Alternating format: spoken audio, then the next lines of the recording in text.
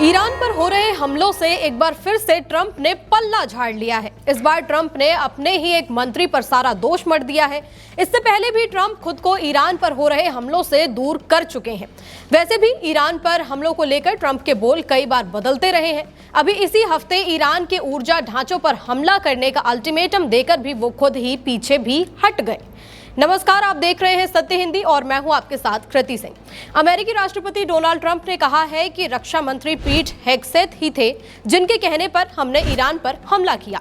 सोमवार को टेनेसी में एक कार्यक्रम के दौरान ट्रंप और हेगसेथ साथ बैठे हुए थे। तभी ट्रंप ने कहा कि पीट, मुझे लगता है कि आप ही पहले व्यक्ति थे जिन्होंने कहा था कि चलिए ईरान पर हमला करते हैं, क्योंकि हम ईरान को परमाणु देश नहीं बनने दे सकते।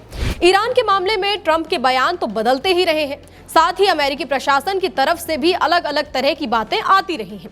जंग शुरू होने के दिन से ही ट्रंप अलग अलग बयान दे रहे हैं। सबसे पहले युद्ध शुरू होते ही ट्रंप ने कहा था कि ईरान पर हमला इसलिए करना जरूरी था क्योंकि वो परमाणु हथियार बना रहा था और अमेरिका समेत पूरी दुनिया के लिए खतरा बनता जा रहा था।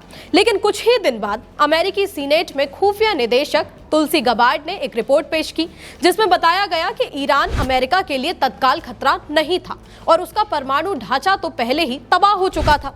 ईरान पर अमेरिकी हमलों के खिलाफ नेशनल काउंटर टेररिज्म सेंटर के पूर्व प्रमुख जो केंट भी ने ये इस्तीफा देते हुए ये कहा कि ईरान से कोई खतरा नहीं था। ट्रंप ने इसराइल के दबाव में आकर ईरान पर हमला किया है और ट्रंप तो खुद भी मान चुके हैं कि उपराष्ट्रपति जेडी वेंस इस युद्ध से खुश नहीं थे। हालांकि उन्होंने कभी खुलकर विरोध भी नहीं किया। ट्रंप और ट्रंप प्रशासन के अलग अलग बयानों से सवाल उठे कि अगर युद्ध में इसराइल का साथ देने का फैसला अमेरिका में हुआ होता तो ट्रंप के अधिकारी और मंत्रियों के जवाब भी एक जैसे होते। लेकिन अगर अभी ट्रंप के दो अधिकारियों से अलग अलग पूछ लिया जाए कि ये युद्ध शुरू क्यों हुआ तो दोनों के ही जवाब अलग अलग मिलेंगे।